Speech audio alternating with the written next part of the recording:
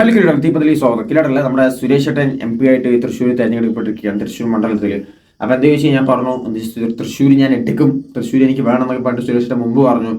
അതാൾ ഇക്കൊല്ലം എന്തായാലും എടുത്തിട്ടുണ്ട്, അത് പേടിക്കാനില്ല. ഈ ട്രോളിയവന്മാർക്കും എല്ലാവന്മാർക്കും കിട്ടേണ്ടതൊക്കെ കിട്ടിയിട്ടുണ്ട്, എണ്ണാക്കിയതിന് കിട്ടിയിട്ടുണ്ട്.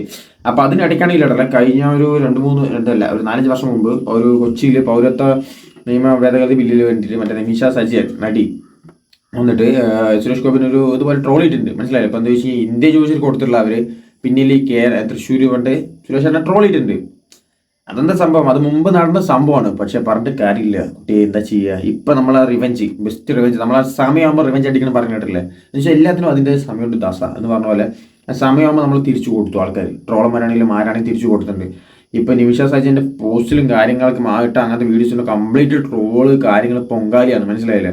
എന്ന് വെച്ചാൽ കമൻറ്റ് ഫുള്ള് തൃശ്ശൂർ എടുത്തിട്ടുണ്ട് മോളെ വേണമെങ്കിൽ നോക്കുന്നൊക്കെ പറഞ്ഞ് ഫുള്ള് കമൻറ്റ് കാര്യങ്ങൾ ട്രോള് എല്ലാം. സത്യം പറഞ്ഞ നിമിഷ സജിന് ഇപ്പം ഇരിക്കെ പുറത്ത് ഉണ്ടാവില്ല എന്ന് ചോദിച്ചാൽ അങ്ങനെ ആക്കി വിട്ടിട്ടുണ്ട്. നമ്മളതാണെങ്കിലും നമ്മൾ വാക്ക് പറയുമ്പോഴില്ല, ഇപ്പം ഇന്ന് പറഞ്ഞാൽ കൂടി നമ്മൾ മറക്കായിരിക്കും, പക്ഷേ ഒരു 10 വർഷം കഴിഞ്ഞ കൂടി നമ്മുടെ ഈ ഓഡിയൻസ് അല്ലെങ്കിൽ ഇപ്പോൾ ഈ ട്രോളന്മാരാണെങ്കിൽ കൂടി ആരാണെങ്കിലും ഓർത്ത് വയ്ക്കും. കിട്ടേണ്ടത് കിട്ടും, അതിപ്പോൾ കിട്ടിക്കൊണ്ടിരിക്കുന്നുണ്ട്, മനസ്സിലായില്ലേ. ആ സമയത്താണെങ്കിൽ നമ്മൾ ജയിച്ച ശേഷം സുരേഷ് ഗോപി ചേട്ടൻ്റെ മകനില്ലേ, ആളിനെ ഇറങ്ങി കഴിയുമ്പോൾ ഒരു ചോദിക്കുന്നുണ്ട്, ഒരു മീഡിയക്കാർ ചോദിക്കുന്നുണ്ട്. അപ്പോൾ സുരേഷ് ചേട്ടൻ്റെ ആ മകൻ്റെ മറുപടി ഉണ്ട്, പക്ഷെ ആൾ മറുപടി വന്നിട്ട് ബെസ്റ്റ് മറുപടിയാണ്. എന്ന് വെച്ച് കഴിഞ്ഞാൽ മീഡിയക്കാർക്കിട്ടും താങ്ങിയിട്ടുണ്ട്. കേൾപ്പിച്ചു തരാം. ഒരുപാട് ട്രോൾസ് ഇപ്പം ഒരു പ്രമുഖ നടി തന്നെ അങ്ങനെ എടുക്കാം, തൃശ്ശൂർ എടുക്കാൻ ഇന്ത്യ കൊടുക്കുന്നൊക്കെ ചോദിച്ചൊരു ട്രോൾസ് ഒക്കെ വന്നിട്ടുണ്ടായിരുന്നു. അതിനെ കുറിച്ച് എന്താണ്, ട്രോൾസിനെ കുറിച്ച് എന്താണ് പറയാനുള്ളത്? ഇതിപ്പോ ഇത്രയും വർഷമായില്ല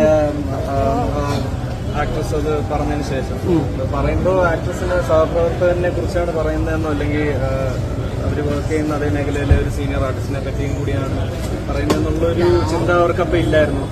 ഇപ്പോ ടേൺ ഓഫ് ഇവന്റ്സ് വന്നപ്പോൾ അവർക്കതൊരു തിരിച്ചടിയായി മാറി കാണാം. പക്ഷെ അതൊന്നും ഇതൊന്നും അല്ല നമ്മുടെ ഡെയിലി ഫീഡിങ് മെറ്റീരിയൽ. അപ്പോൾ അവരെ അങ്ങനെ ഹേർട്ട് ചെയ്യുന്നതിലും എനിക്ക് പേഴ്സണലി വിഷമമേ ഉള്ളൂ, അന്നവരത് പറഞ്ഞതിലും എനിക്ക് പേഴ്സണലി വിഷമമേ ഉള്ളൂ. ഏറ്റവും വലിയൊരു എന്താ പറയുക, ഒരു കോൺട്രഡിക്റ്റിംഗ് ഫാക്ടർ എന്ന് വെച്ചാൽ നിങ്ങൾ ഈ ക്യാമറ പിടിക്കുന്നവർ തന്നെയാണ് ഇത് ഏറ്റവും കൂടുതൽ ഈ നെഗറ്റീവ്സിനെ പ്രൊമോട്ട് ചെയ്യുന്നത്.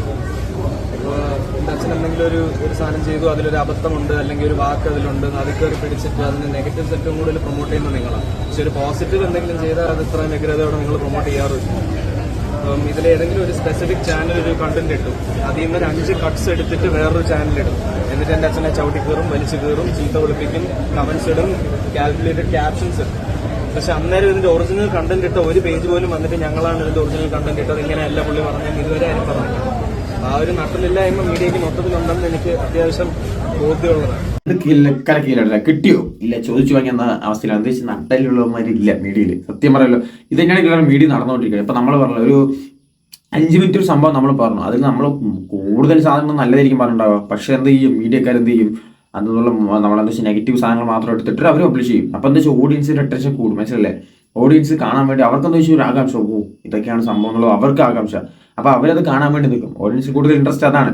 മീഡിയക്കാർ സ്വാഭാവികമായി എന്ത് ചെയ്യും, അത് മാത്രം എടുത്ത് പോസ്റ്റ് ചെയ്യും. അപ്പോൾ എന്താ നമ്മുടെ ഒരു ഇമേജ് പോയി.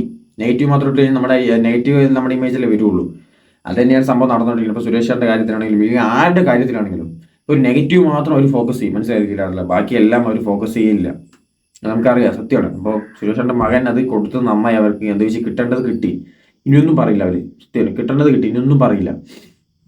അങ്ങനെ ആക്കിയിട്ട് എന്തായാലും ഞാൻ പറഞ്ഞില്ല, നമ്മളൊരു സംഭവം പറഞ്ഞു കഴിഞ്ഞാൽ കിട്ടേണ്ടത് അവർ കിട്ടിക്കൊണ്ടേയിരിക്കും. ഇതിപ്പോൾ ലൈവായിട്ട് സുരേഷിന്റെ മകൻ കൊടുത്തിട്ടുണ്ട്. എന്തായാലും സുരേഷേട്ടൻ തൃശ്ശൂർ എടുത്തില്ലല്ലോ. ഞാൻ പറഞ്ഞ നിമിഷ സജന്റെ കേസ് സംബന്ധിച്ച് കഴിഞ്ഞാൽ അവരൊന്നും അങ്ങനെ പറയേണ്ടിയിരുന്നില്ല, പറഞ്ഞിട്ടില്ല. അവരെന്ത് വിചാരിച്ചിട്ടുണ്ടാവും, എടുക്കില്ല, സുരേഷേട്ടൻ തൃശ്ശൂർ എടുക്കില്ല എന്നാണ് വിചാരിച്ചത്. പക്ഷെ അവർക്ക് അറിയില്ലായിരുന്നല്ലോ ഇതാണ് സംഭവം എന്നുള്ളത്. കാര്യമില്ലാടല്ലേ. അതേ അപ്പോൾ എനിക്ക് പറയാനുള്ളൂ. ഇപ്പം എന്താ വെച്ച് കഴിഞ്ഞാൽ സുരേഷിന്റെ മകൻ വന്നിട്ട് മീഡിയക്കാർക്ക് കൊടുത്തിട്ടുണ്ട്. ആ സുരേഷിന്റെ മകൻ പറഞ്ഞത് സ്വന്തം മീഡിയ ഫീൽഡിൽ അല്ലെങ്കിൽ ഫിലിം ഫീൽഡിൽ വർക്ക് ചെയ്യുന്ന ഒരു സീനിയർ ആർട്ടിസ്റ്റിനെ അങ്ങനെ പറയാൻ പറ്റില്ല എന്നുള്ളതും സംഭവം ഫാക്റ്റാണ്. അത് വെച്ചാൽ അങ്ങനെ പറയാൻ പറ്റില്ല. ഇപ്പം നമ്മൾ കൂടെ വർക്ക് ചെയ്യുന്ന ആണെങ്കിൽ കൂടി നമ്മളങ്ങനെ പറയാൻ പറ്റില്ല. ഇന്നോ നാളെ കറണ്ട് സിറ്റുവേഷൻ വെച്ച് ആരെയും നമ്മൾ വിലയിരുത്തത്തില്ല, മനസ്സിലല്ലേ. ഇപ്പം ഇന്നത്തെ സിറ്റുവേഷൻ ആയിരിക്കില്ല അവരുടെ ഫ്യൂച്ചർ സിറ്റുവേഷൻ. അത് കാരണം എല്ലാവരെയും നമ്മൾ നല്ല രീതിയിൽ പെരുമാറാം. എനിക്കതേ പറയാനുള്ള വീഡിയോ. അപ്പോൾ അത്രേ ഉള്ളൂ.